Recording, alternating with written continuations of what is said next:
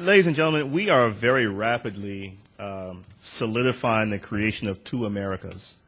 And I don't need to tell anyone in the room that a house divided cannot stand. But the longer we take to address these issues head on, as each one of our speakers has suggested that we do, using the information that we've tried to provide, the information that Superintendent O'Connell has shared, the information that all of you know all too well, the longer we take to address these issues head on, both here locally in California or in Arkansas or in Missouri or in New York, all across the country, the longer we take to act decisively, the more we are going to be culpable, historically, for creating that two Americas that was talked about, I guess, even before I was born, and unfortunately it is still with us.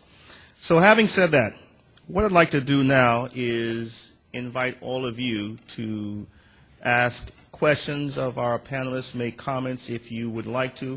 What I would ask, however, is if you do want to make a comment or ask a question, if you could keep it brief, but more importantly, if you would use one of the two standing microphones there in the back of the room, and let's try to have a nice, rich dialogue.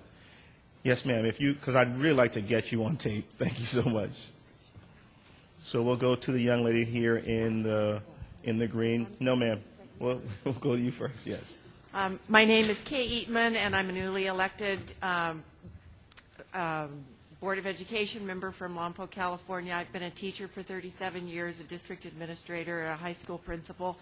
I'd like you to briefly address the question of interventions needing to begin and happen in elementary school before students get to high school. I would like to see the majority of our high school students pass the CASI in the 10th grade so that they can graduate with more than a D- average in high school. I don't think that's acceptable. So could you address how you are going to stress early intervention as well as high school intervention? Thank you. Let me just say quickly, for the Campaign for High School Equity, we certainly recognize that it's important that we do things at the elementary level, we do things at the middle school level, and obviously we do things at the high school level, and that we do things at the higher education level. So our intent here is not to de-emphasize the importance of the work that needs to go into any of those levels. We're just focused on high schools, but we do recognize that there are some very critical things that have to be done. I think, as most of our speakers have already alluded to, there are some important things that have to be done at the elementary level, at middle school, and even at higher education. But I don't know if any of you want to say anything in response to the question. Quickly, if we know the indicators for the students that will have success are going to basically drop out at 6th and 7th grade because of their language skills and their math skills. If you have 8th graders who are matriculating to or transferring to 9th grade and they haven't met a certain level of proficiency in their math, these are the students that must be mandated to go to a math bridge program. In terms, also in English, we have in some of our urban schools, my college is in South Central Los Angeles, Watts, pretty much. And we have pretty much one of the worst performing high schools in California. That's our feeder schools, right? And what we do in our non-credit division is we offer free math, pre-algebra courses in the summer for the middle schools students, for their parents. East LA College has one of the most phenomenal, successful non-credit, pre-algebra, algebra academies. It's called the Jaime Escalante Math Academy, offered free for kids. And this is where community colleges, high schools, and middle schools come together and work. But it takes a will. It takes a will to say we will reach out and not wait not for the problem to reach us. I've been in meetings where the high school principal and the middle school principal do not talk about that at-risk population. People need to talk. Please, John. Yeah, I would add 2 points. I think it's a good question, and actually the data, PPIC, Public Policy Institute of California, did a study a couple of months ago, came out. They've been able to identify now 4th graders. You can look at 4th grade test scores and and know who's going to fail the KC, in 8 years' time.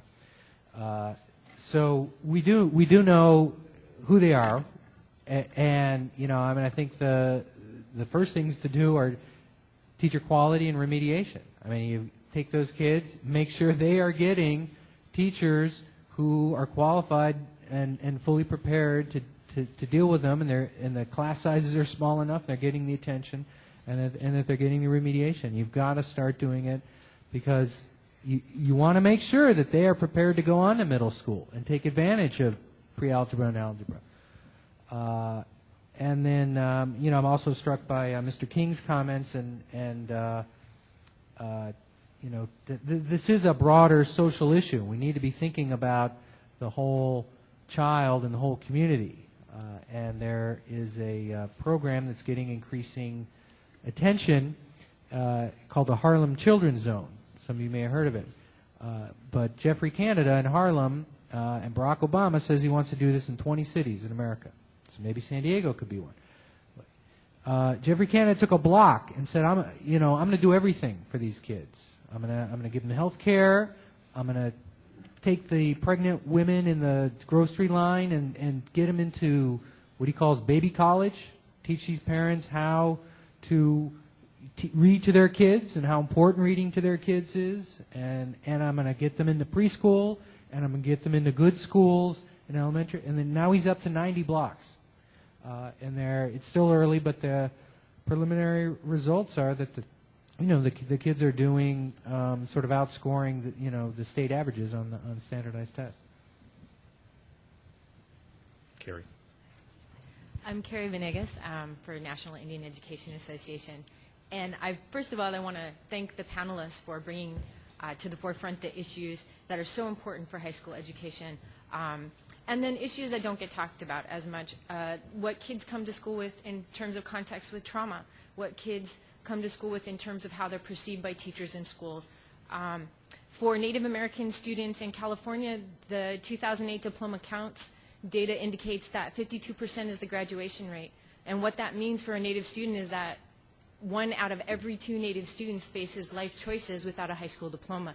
That's really staggering when you think about the economic impact and you think about how that limits somebody's ability to participate in their own communities, to raise their children, to pay for housing and health care. And this is why we're here. And the idea of hidden students is something too. This disaggregation of data is so important because sitting here listening to our panelists today, one segment of the population that didn't come up was Native students. But Native students are one of the largest groups in states like California. As a matter of fact, LA County has the largest number of urban Indian students in the nation. So it's important that we have these conversations among our communities. Not only do we have similar concerns, but truly the only way that we're going to make a difference is talking to each other and talking to our elected officials and making sure that we educate ourselves about all the different students that we serve. One of the most troubling things, of course, is the idea that we have certain students who can't learn. Native students are certainly grouped in this category, and it's just not true. We know our students can learn. Jeffrey Canada's project proves that students can learn. A lot of the good work in California with Latino students, our students are good students. What our students need, they need solid, absolutely solid teachers, they need good data, and they need the community support and the respect for their own communities. And I just wanted to thank you again and make that statement. Thank you, Carrie. And for all of you in the room, just for your information, on the table in the back of the room near the water cooler, there you will find some additional information that the National Indian Education Association has been so kind to share with us. So there's information about some of the statistical data and information that Carrie alluded to. And it's there to just kind of give you a really good understanding of some of the issues that our Native brothers and sisters face in public education in this country.